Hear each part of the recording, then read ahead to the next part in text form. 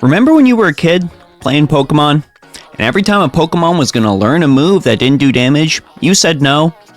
But it was pretty cool if a damage-dealing move just happened to paralyze the enemy Pokemon or put them to sleep, right? But now as you're older, you might be using teams that utilize things like Trick Room or Tailwind. You continually push your Pokemon to act first, and may even use a status effect move immediately to ensure the enemy will never have a chance to act again. Other than the fact that you are possibly like me, a person in their 30s playing a game designed for children, you also have an understanding of action economy, even if you don't know it yet. Action economy is a phrase commonly brought up in Dungeons & Dragons, but it can also be applied to every turn-based video and board game on the planet. To paraphrase from what some users have said online, action economy is a metagame term for the inherent limits on the amount of work a character or enemy can do in a single turn. In Baldur's Gate 3, for example, a character can usually only move up to their speed, perform one action, and one bonus action. That is the essence of the game's action economy. If a player wants to make the best use of their action economy, they will try to find ways to make regular use of their movement, their action, and their bonus action.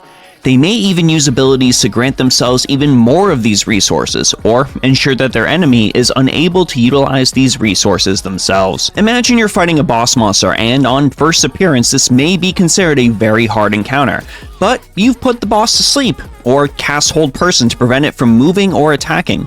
You've created a scenario where the action economy is overall positive, in your favor. If the boss only gets to attack once, and then could be attacked 8 times before it gets to attack again, it'll probably die very easily. That time when you paralyzed Lance's Dragonite when fighting the Elite Four, you limited its action economy, granting positive gains for yourself. You snagged 2 turns before it's 1. Now, some well-balanced or even difficult games may force you into a negative action economy, an economy that is crashing, in the red, completely working against you, much like the US economy at the time I'm recording this video. If the boss can do the same thing, put you to sleep, paralyze you, get 2 turns for every 1 turn, this creates a scenario where you can be overwhelmed very quickly. Now, I could throw examples at you like the simple Pokemon example, but we would be here all day, so let's take a look at one simple and one complex use of action economy, and I trust your brain will naturally start applying this to so many turn-based games you've played and will play that your head may explode. Now, here in Monster Hunter Stories, which I'm playing through right now and it's crazy good, attacks work off of a rock, paper, scissors system. If you pick the correct attack against an opponent targeting your character, you will completely negate their attack while yours goes through, and you can even charge some ultimate gauge to boot.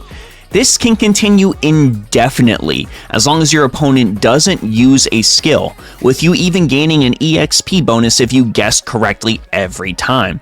As long as you guess correctly, you'll be able to get an extra turn, and at the most, opponents may be able to get 1 extra turn against you, but it is not something where if you guess wrong a couple of times, it's going to get catastrophic. Now, there is a game out there where this will get catastrophic if you continue to guess wrong or don't remember things. Let's take a look at what I like to call Pokemon if it was made for an M-rated audience. One of my favorite titles in recent memory.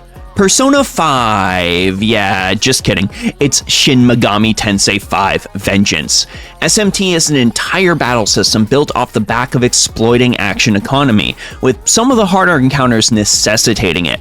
As you hit enemy weaknesses or crit the enemy, you can cause yourself to gain turns, inflicting even more damage on your enemies, but there is a limit. If you dodge an enemy attack or absorb it, you can even go as far as causing your enemy to lose all of their turns, instantly giving you another chance to act again. The clincher here with this game is that all enemies are subject to the exact same rules you are. So that's probably why you see so many clips of people getting instantly obliterated in some of the harder encounters on these games. They guessed wrong, the enemy decided to take advantage of it, and well, they paid the price. Now, building out your party, your characters to correctly exploit action economy is a pretty great way to immediately make yourself better at video games with minimal effort, and I recommend that you give it a go. Let me know which other games you've played that use this, and do you have any other examples where you've exploited this concept yourself, even if you're just realizing it now. From something as simple as quickly putting a Pokemon to sleep, to as complex as a Xenoblade 3 topple combo that immediately deletes the monster, I want to know, so let me know down in the comments. I hope you all have a phenomenal day, and I'll see you all in the next one.